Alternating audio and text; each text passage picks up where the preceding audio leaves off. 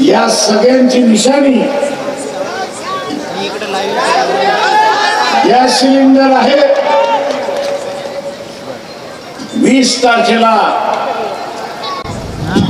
Gas सिलेंडरवरती button दाबून आपण त्यांचा प्रचंड मताने विजय करा, हे आव्हान मी आपल्या सगळ्यांना या ठिकाणी करतो।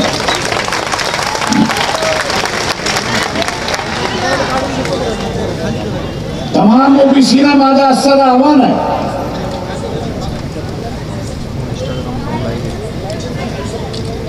की विधानसभा घोषित होण्याच्या अगोदर सुप्रीम कोर्टाचा एक निर्णय आला। त्या निर्णयामध्ये सुप्रीम कोर्ट असं म्हणतं की राज्यसभेकडून राज्याकडून आम्ही अनेक वेळा माहिती मागवण्याचा प्रयत्न केला की ग्रामपंचायती असते, पंचायत समिती असते, जिल्हा परिषद असते, नगरपालिका आहे, महानगरपालिका आहे, ओबीसीची जनसंख्या किती ही तुम्ही आम्हाला कळवा। आम्ही अनेक वेळा विचार, परंतु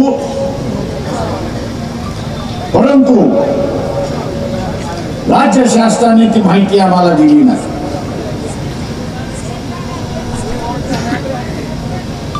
राज्य शासनाने ती आम्हाला सर्व माहिती दिली नाही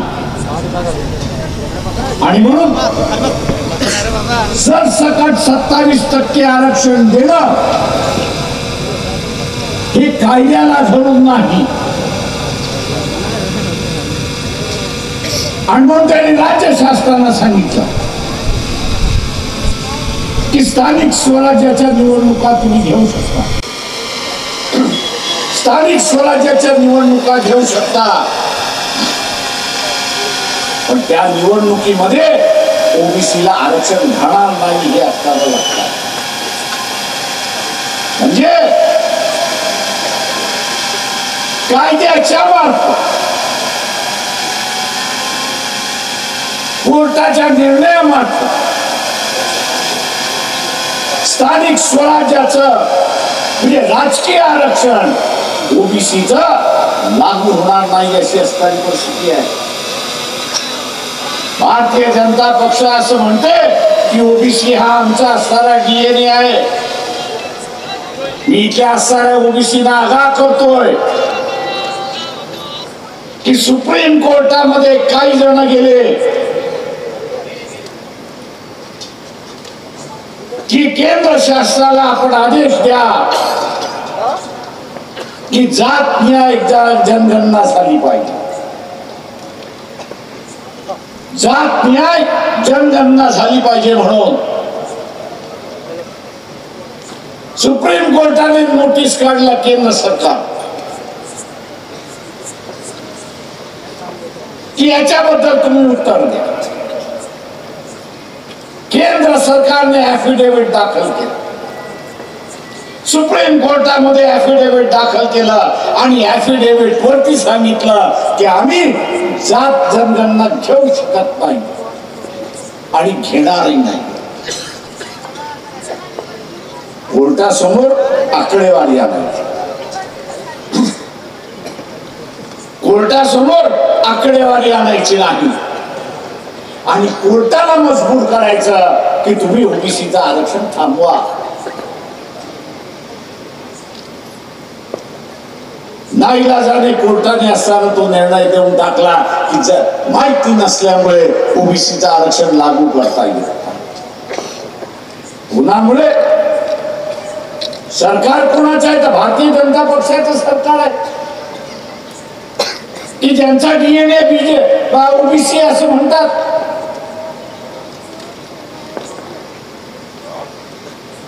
पण तुमचा डीएनए जर ओबीसी आहे तर तुम्ही सुप्रीम कोर्टामध्ये आकडेवारी का दिली नाही? 5 वर्ष तुमचं राज्य आहे, 5 वर्षामध्ये एकदाही तुम्ही दिलं नाही। आणि आज ओबीसीला माझं असं सांगणं आहे,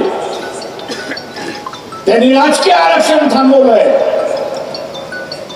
उद्या ओबीसीचा आमदार हा झाला नाही तर त्याच विधानसभेमध्ये ठराव मांडला जाईल की सुप्रीम कोर्टाला आकडेवारी पाहिजे ओबीसीची, म्हणून जात जनगणना आम्ही मान्य करतो, पण आकडेवारी माहीत नसल्यामुळे शैक्षणिक क्षेत्रामधलं आणि नोकऱ्यांमधलं आरक्षण आम्ही स्थगिती करतो. एकदा आकडेवारी कळली की आपल्याला लागू पडतं. दुतोंडी साप जसा असतो तसं यांची दुतोंडी भूमिका ही आपण लक्षात. दुतोंडी साप जसा असतो त्याला ज्या दिशेने जायचं त्या दिशेने तुला, तशाच रीतीने हे दुतोंडी सापाचं सरकार आहे हे आपण लक्षात घ्या. एका बाजूला सुप्रीम कोर्टामध्ये सांगतात की आम्ही जात जनगणना घेणार नाही, आणि दुसऱ्या बाजूला जात गणना आम्ही घेणार म्हणून ठराव करणार आणि आरक्षण थांबवणार अशी स्थिती. मी ओबीसीला विचारतो,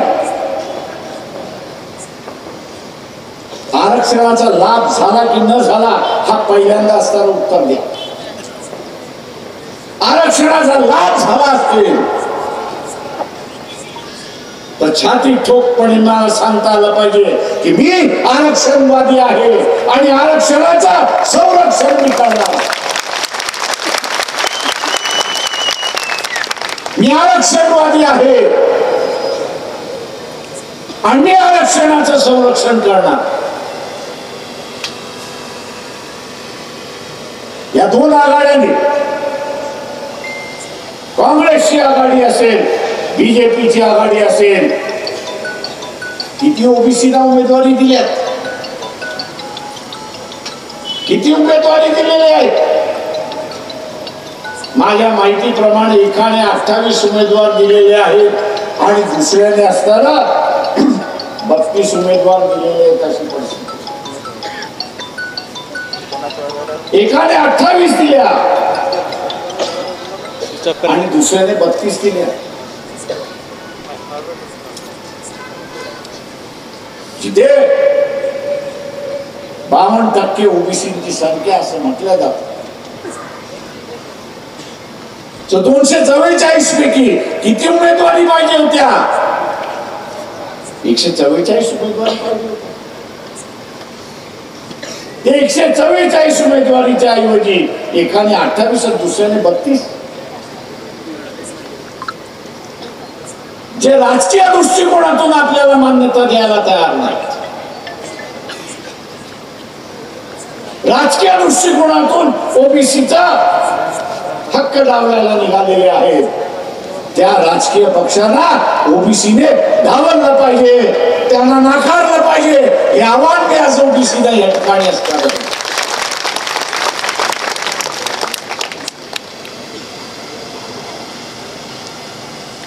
आणि म्हणून मित्रो,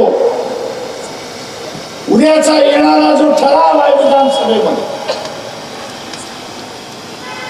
उद्याचा येणारा जो ठराव आहे विधानसभेमध्ये, तो जर हाणून पाडायचा असेल तर आज वंचित बहुजन आघाडीच्या उमेदवारांना विधानसभेमध्ये आपल्याला पाठवावं लागेल हे आपण असं लक्षात घ्या.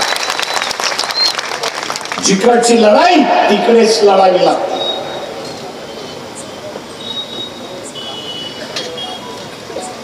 जिकडची लढाई तिथेच लढावी लागते. विधानसभेतली लढाई विधानसभेमध्येच लढावी लागेल, आणि विधानसभेची लढाई लढवायची असेल तर आमदारच लढवू शकतो, आणि आपल्याकडे आमदार असल्याशिवाय आपण ती लढाई करू शकत नाही हे लक्षात. आणि म्हणून तमाम ओबीसीला माझं आव्हान आहे, धर्म धोक्यात नाहीये. आपण आपल्या घरातला असणारा देवाळा, त्याची असणारी पूजा अर्चा जोपर्यंत करतात रीतिरिवाजाप्रमाणे जोपर्यंत करतात तोपर्यंत धर्मावरती कुठलाही आच नाही, कुठलाही अडचण नाही, हे आपण असताना लक्षात घ्या. अडचण जी आलेली आहे ते आरक्षणावरती आलेली आहे, गंडांतर आलेलं आहे ते आरक्षणावरती आलेलं आहे, आणि आरक्षण निकामी कसं होईल या दृष्टीने प्रयत्न त्या ठिकाणी चाललेले आहे. माझं आव्हान आहे ओबीसी आरक्षण, यामुळे आपला विकास झाला असेल तर आरक्षणाच्या बाजूने आपण राहिलं, आणि आरक्षणाच्या बाजूने उभं राहायचं असेल तर वंचित बहुजन आघाडीच्या बाजूने आपण उभं राहिलं पाहिजे. हे आव्हान मी आपल्या सगळ्यांना या ठिकाणी असतं.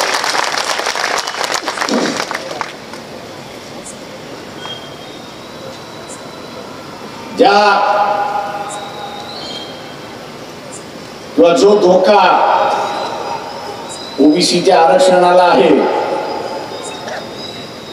त्याच्यापेक्षा मोठा धोका हा एससी एसटीच्या आरक्षणाला आहे. लक्षात, इतर निकालच लागून गेला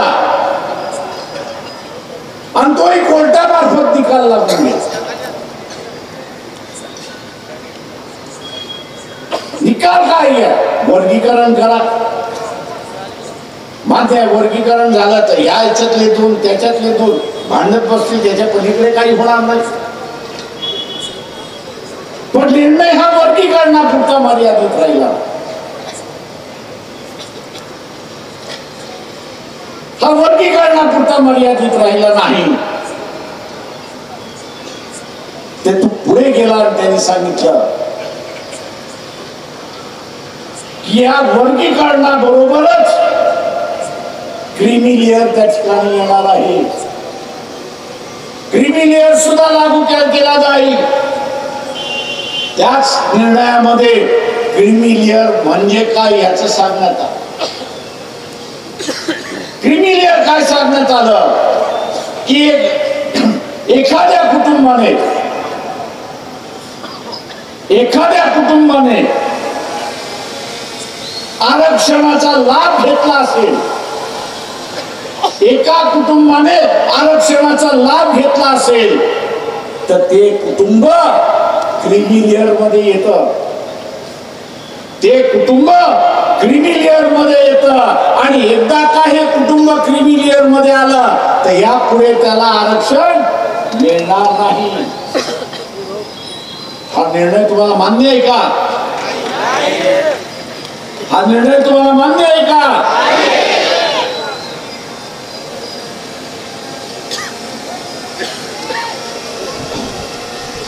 हा निर्णय जर मान्य नसेल तर रस्त्याच्या लढाईवरून जिंकता येणार नाही, हे लक्षात घ्या. मोर्चा काढून लढता येणार आणि जिंकता येणार नाही. परिसंवाद घेऊन तो असताना जिंकता येणार नाही. कोर्टाचा निर्णय रद्द करण्याचे अधिकार कोणाला आहेत? कोर्टाचा निर्णय रद्द करण्याचा अधिकार हा सुप्रीम कोर्टाला आहे आणि राज्य विधानसभा नाही. पार्लमेंटला आहे आणि राज्य विधानसभेमध्ये आहे. आता विधानसभेचा वापर करायचा असेल तर काय केलं पाहिजे? विधानसभेचा वापर करायचा असेल तर काय केलं पाहिजे? काय केलं पाहिजे? नुसतं मतदान नाही तर आमदार निवडून आणले पाहिजेत. हे असताना नुसतं मतदान करून चालणार नाही तर आमदार तुम्हाला निवडून आणावे लागतील. आणि उद्या का आमदार निवडून आले, उद्या का आपण आमदार निवडून आले तर आपल्या हातामध्ये ताकद येते, हे लक्षात घ्या. आणि ज्याला कोणाला सरकार करायचं आहे खुशाल कर, पण त्या विधानसभेमध्ये ठराव मंजूर झाला पाहिजे की सुप्रीम कोर्टाने वर्गीकरणाचा आणि क्रीमी लेअरचा दिलेला निकाल हा चुकीचा निर्णय आहे आणि म्हणून हे सभागृह तो निर्णय रद्द करते. हा अधिकार विधानसभेला आहे, पण तेव्हा सांगू शकतो आपण, हा अधिकार कधी आपण वापरू शकतो, पक्ष म्हणून कधी आपण वापरू शकतो, आमदार असतील त्याच वेळेस. आणि म्हणून आज आपली जबाबदारी आहे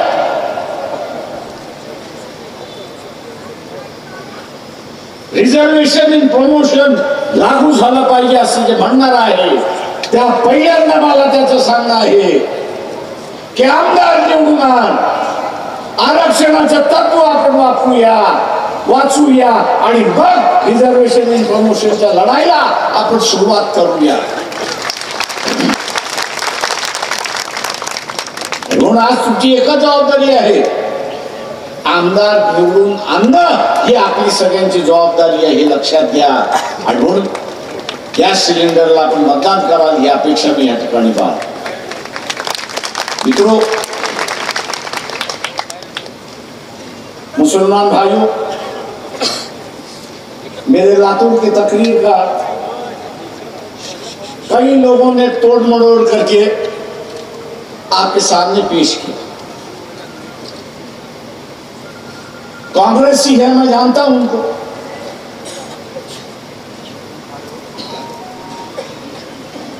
उनकी जो बहुत सारी गलतियां हैं, उनमें से एक सबसे बड़ी गलती है कि महाराष्ट्र के 32 मतदार संघ ऐसे हैं, महाराष्ट्र के 32 मतदार संघ ऐसे हैं कि जहां कांग्रेस का पंजा नहीं, लेकिन वहां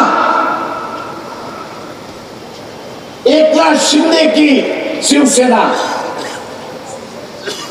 और दूसरी तरफ उद्धव ठाकरे की शिवसेना, ऐसी परिस्थिति. और वहां वंचित बहुजन आघाड़ी का उम्मीदवार है.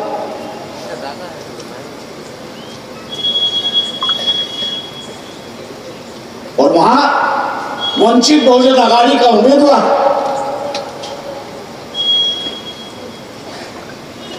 मुस्लिम समाज जो है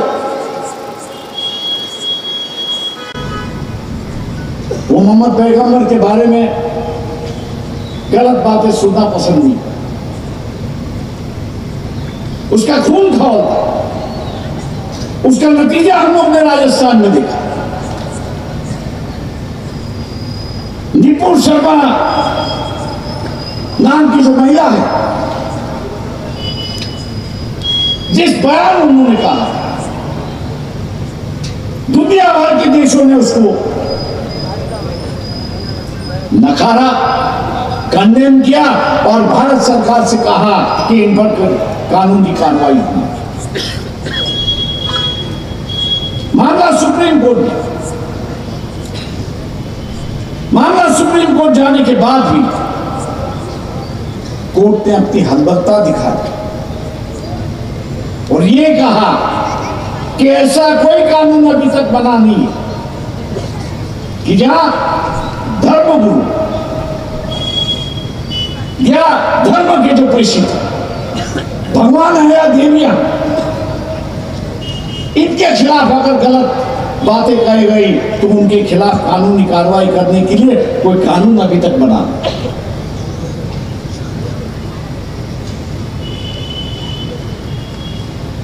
देश भर मुसलमानों ने आवाज उठाई, नारे लगे, लाखों के जुलूस दिखे, लेकिन कार्रवाई हुई क्योंकि कानून नहीं. इसलिए वंचित बहुजन आघाड़ी, कपिल पाटिल जिसको हम लोग ने जिताया था, उसके माध्यम से विधानसभा में, विधान परिषद मोहम्मद पैगंबर के बिल, एक कानून पेश किया गया. सभागृह ने उसे मान लिया. हम लोग उम्मीद कर रहे थे कि कांग्रेस इसको उठाएगी और कानून की शक्ल वहां पर बड़े बड़े कांग्रेस के नेताओं से कहा, यह जिम्मेदारी हम लोग ले ली, आपको सिर्फ अभी कानून करना है। कांग्रेस वाले मुझसे कहते थे थोड़ा धीरे धीरे। मैंने कहा आप कितने हादसा करना चाहते हो? दिन प्रतिदिन पैगंबर के बारे में लोग अनाप शनाप बातें लिखते जा रहे। आज सिर्फ से सोच लो। तुमने कहा कि हम इलेक्शन के लिए रोके। मैं आज मुसलमानों से कह रहा हूं, मैं आज तमाम नांदेड़ के मुसलमानों से पूछना चाहता हूं, क्या आप चाहते हो कि यह कानून बने या ना बने? क्या आप ये इलेक्शन जो है पैगंबर के नाम पर करने के लिए तैयार हो या नहीं?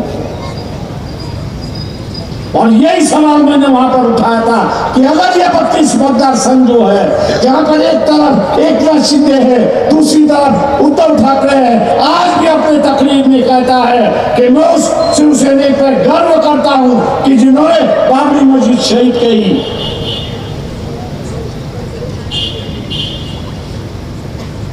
और मैंने यही अपील कही थी, मौलवियों से अपील कही थी, काजियों से कही थी, उलेमाओं से कही थी, पंजा है नहीं तो आप वंचित बहुजन आघाड़ी के पीछे क्यों नहीं खड़े हो जाते? आप ये ऐलान क्यों नहीं करते हो कि वंचित बहुजन आघाड़ी अगर जीतती है तो मोहम्मद पैगंबर का दिन कानूनी बनता है। और जो कोई पैगंबर के बारे में या किसी और भगवान के बारे में अनाप शनाप लिखेगा तो 7 साल की सजा उसको। क्या मुसलमान ये चाहता है या नहीं चाहता? ये सवाल मुसलमानों ने अपने जमीन से पूछना है। हम तो लड़ते रहेंगे, हम इंसानियत के पुजारी हैं।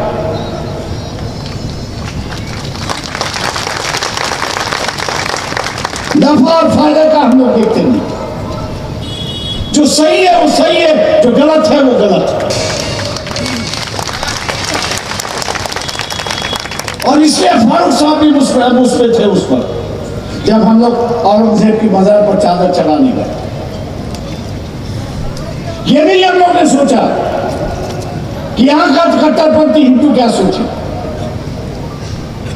लेकिन इस बात की हम लोग को गारंटी थी कि जिस दिन हम लोग जाएंगे, चादर चढ़ाएंगे और यहां के कट्टरपंथियों को चैलेंज करेंगे कि आओ, जो कानूनी कार्रवाई करनी है वो कर लो, हम आपको सामना करने के लिए तैयार। चाहे शिवाजी महाराज हो, संभाजी महाराज हो, राणा प्रताप सिंह हो, अकबर हो, औरंगजेब हो, इसी मिट्टी के पले पले हो। उनको आपस की लड़ाई उनकी थी, मैं उस पर नहीं जा रहा, लेकिन इस हकीकत को हम नजरअंदाज नहीं कर सकते कि इस धरती की वो पैदा की। उनका राज था। मैं आज उसी तरह से मुसलमानों से अपील करता हूं,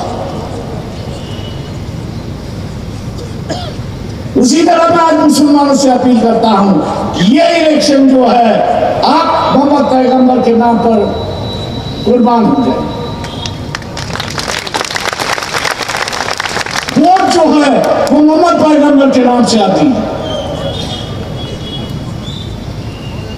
कांग्रेस ने आपके झोली में क्या दिया?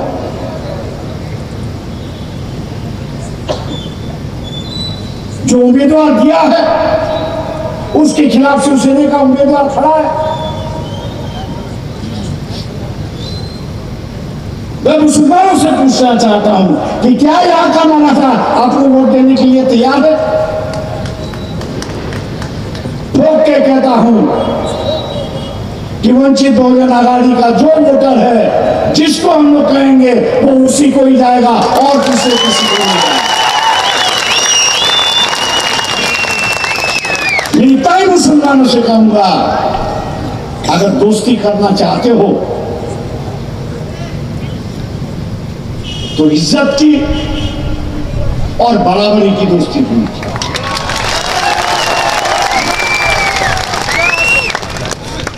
बराबरी की दोस्ती होनी चाहिए। दोस्ती ऐसी न हो कि हम दूसरों की बैग लेके चले।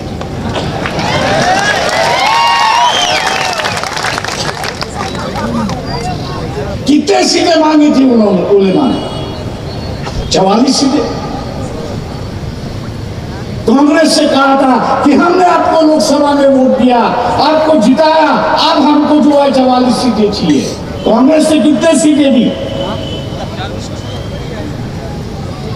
कितने सीटें दी? 6 सीटें दी।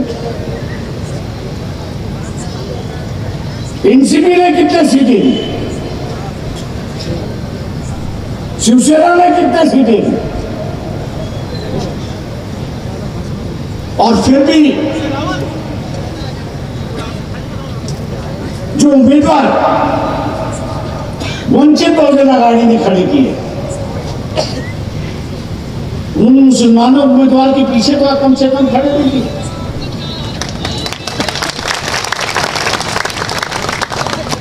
आपकी क्या मजबूरी है मैं नहीं जानता,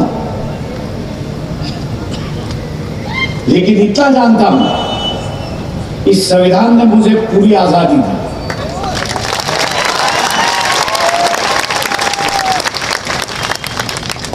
ना डर ना खौफ,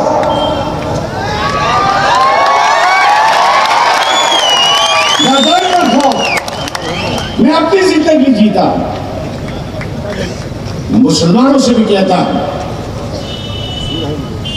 कि फिलिस्तीन का जब हमने वो कार्यक्रम मुंबई में लगा दिया तो कई मुस्लिम संगठनों से मैं बातचीत करने की, मैंने कहा मैं ऐसे करने जा रहा हूं, आपके क्या राय? बोले प्रकाश भाई जरा सोच समझ के करो। तो मैंने कहा मैंने फैसला कर लिया कि मैं करूंगा ही, आपसे पूछने आया हूं कि आप आओगे या नहीं आओगे।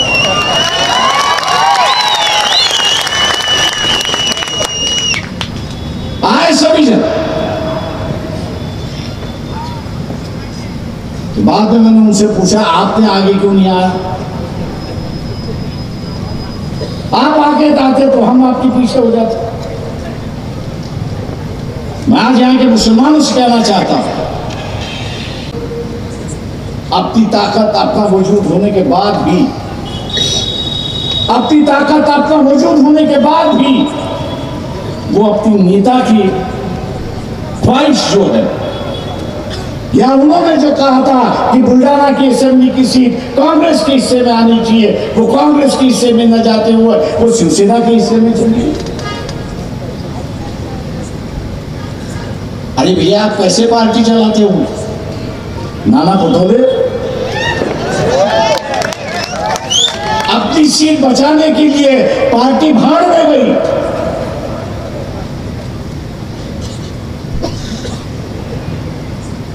अपनी सीट बचाने के लिए कांग्रेस पार्टी भाड़ में गई और ऐसे नेताओं के पीछे यहां का मुसलमान भाग रहा है।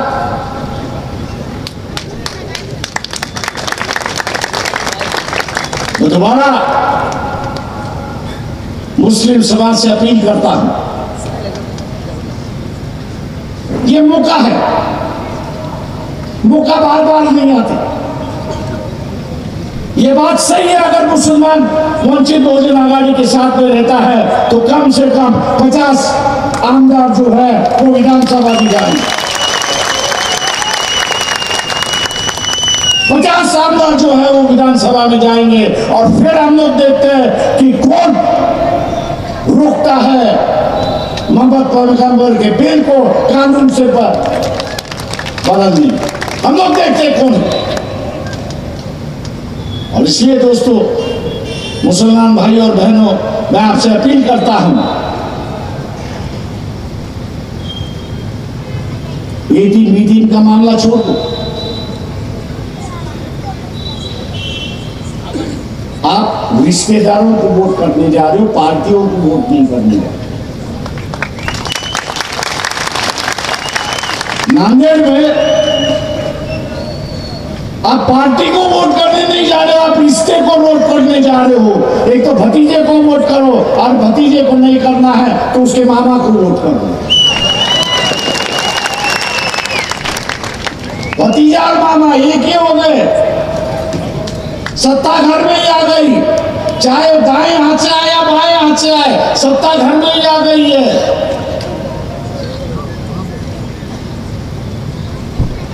कहां से मुसलमान आपको न्याय मिले? मैं जो बात कह रहा हूं उस पर गौर करें। और 20 तारीख को मोहम्मद पैगंबर का बिल कानून बनने के लिए आप गैस सिलेंडर को वोट कर दीजिए, पार्लियामेंट में भी कर दीजिए और असेंबली में भी कर दीजिए। जो कानून हम असेंबली में बनाएंगे वही कानून पार्लियामेंट में लगता है तो पूरे देश में लगता है। पार्लियामेंट के सदन में रखने के लिए आवाज की जरूरत है, एक आम खासदार की जरूरत है। और मैं दावे के साथ कहता हूं कि अगर अविनाश बोसीकर को आपने लोकसभा में अगर पहुंचा दिया तो मान लीजिए ये पैगंबर का बिल लोकसभा में भी पहुंच गया और वहीं से शुरुआत होगी और मुसलमानों की एक अलग से राजनीति इस देश में शुरुआत होगी। अगर आप करना चाहते हो तो गैस सिलेंडर को वोट देकर आप भारी वोटों से जिताएंगे, यही उम्मीद करते हुए मैं आपसे रजा लेता हूं। जय हिंद, अल्लाह हाफिज।